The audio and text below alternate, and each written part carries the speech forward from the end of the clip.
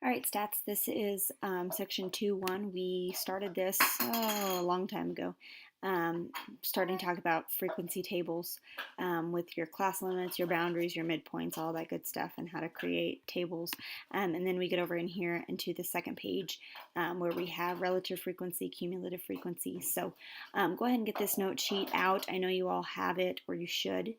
Um, but we will start doing notes right here where it says critical thinking, using frequency distributions to understand data. So starting here, now that we've come up with the frequency distributions tables, what do we do with that information? How does that help us? So here's some different things that could happen with your frequency tables. Sometimes you'll have this sort of scenario happen. And it shows what's called a normal distribution. We will talk about normal distribution a lot in this class. So basically what happens there is you're talking about like times of, this might be going back to the times of McDonald's drive-through. There's going to be very few people go through the drive-through and it's like speedy quick, and there's going to be probably pretty few that are really taking forever. The majority of the times are going to be here in the middle, where I have, I don't know, approximately 3 minute wait time or so. In here there's 30, and then it just kind of tapers off toward the end. This is called a normal distribution. It looks like a bell curve, which is this guy over here. So if you think of like these people in the middle, this is your middle wait times. Here are your people that have really short wait times. Here are your people that have really long wait times. So it's not, it's very low over here, and then the maximum number of wait times is here in the middle. And then it goes back down again. The distribution is approximately symmetric.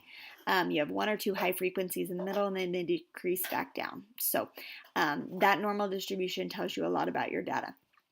Another thing that could happen is last digits of a data. So what happened here, if you read through this, how were pulse rates measured? So they measured 2,219 adults, and they did their pulse rates. And what they do, your pulse rate is basically the amount of time your heart beat, the amount of times your heart beats in 60 minutes. Okay, so, or excuse me, 60 minutes, 60 seconds, and so recording your pulse over the length of 1 minute, they would, I don't know, just count your heart rates. A lot of people do it by your wrists and stuff. I bet everybody's had it done before.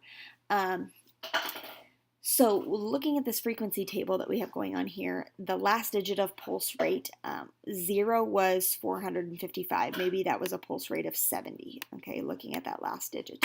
Maybe this has a pulse rate of 72 and 74 and so on and so forth. Okay, if you notice all these, there's nothing in the ones column. So 71 wasn't a pulse rate that was recorded. 73 wasn't a pulse rate that was recorded. 79 wasn't a pulse rate that was recorded. All of them are even numbers. And what frequently happens with that is when all of your digits are even numbers, a lot of times what they will do is they will only count for 30 seconds and then they'll double that number. Okay, and when they double that number, it will always be an even number.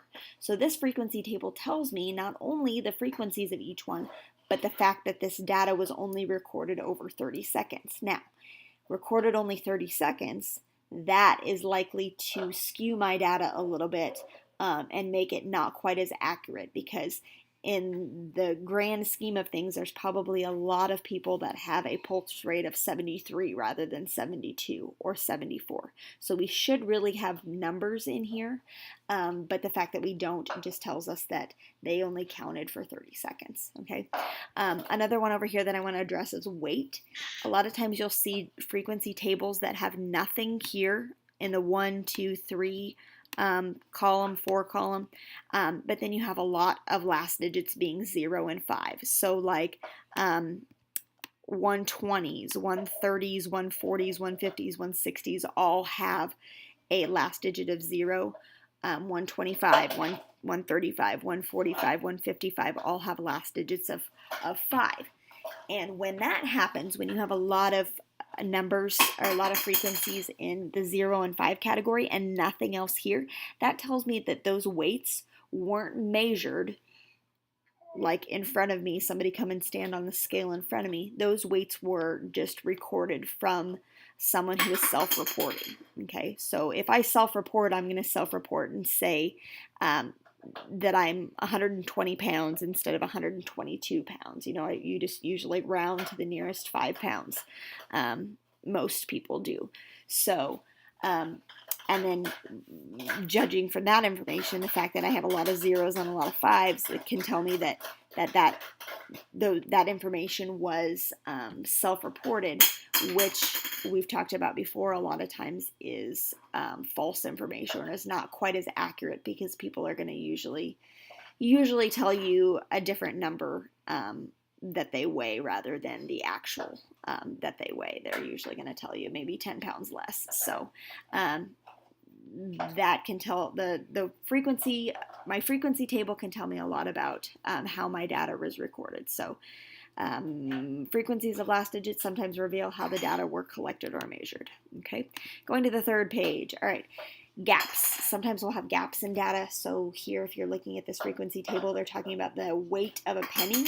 They've got quite a few here that are weighing between 2.4 and 2.6 grams. And then we have nothing in this category. And then we have weights of pennies that are a little bit heavier down here.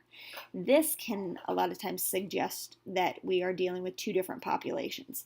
So the population of pennies, if we look at the table or the description over here, pennies that were made before 1983 are 95% copper and 5% zinc, but pennies made in after 1983 are 2.5% copper and 97.5% zinc, which since they changed the makeup of each penny, will make some of them be some of them weigh more, some of them weigh less. So when you have a gap in there, sometimes it will tell you that you're dealing with two different selections and two different populations in there. All right, and then the last thing that we have here is comparisons. Sometimes they will combine two or more populations on one table, but they separate them out into both populations. They don't try to combine them into one and just blend them together. They will separate them out into two different columns.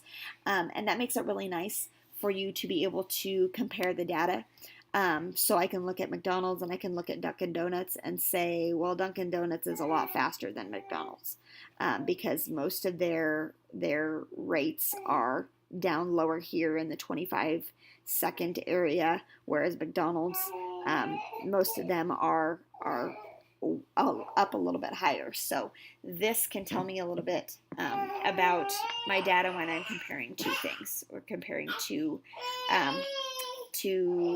companies or to people or whatever. Sometimes visually it's nice to see them distributed like this. So that is basically all that 2-1 is. Go ahead and do the homework online and have that ready to go and done for tomorrow. We'll start section 2-2 tomorrow.